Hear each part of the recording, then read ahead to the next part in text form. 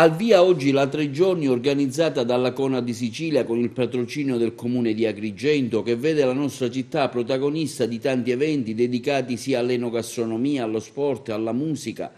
Tra gli appuntamenti previsti anche quello di punta con il maestro Peppe Vessicchio, che si esibirà venerdì sera presso il Teatro Pirandello di Agrigento insieme all'orchestra I Solisti del Sesto Armonico.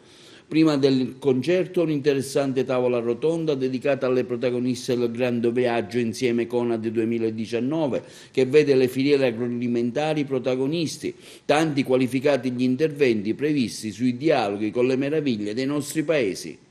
Agrigento, oltre che la mia provincia, non posso che essere orgoglioso e fiero che Conad abbia scelto la città di Agrigento per questo meraviglioso evento che è il Grande Viaggio.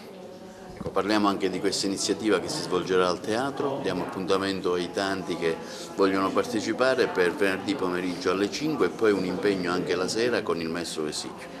L'impegno del pomeriggio è un impegno molto importante perché si parlerà di quello che è la filiera agroalimentare per quanto riguarda la valorizzazione delle aziende del territorio. Per quanto riguarda la sera abbiamo la grande fortuna di avere qui il grande maestro Vessicchio che con la sua orchestra ci allegrerà in un momento di gioia. Ecco perché il nostro slogan ha sempre un valore importante: persone oltre le cose.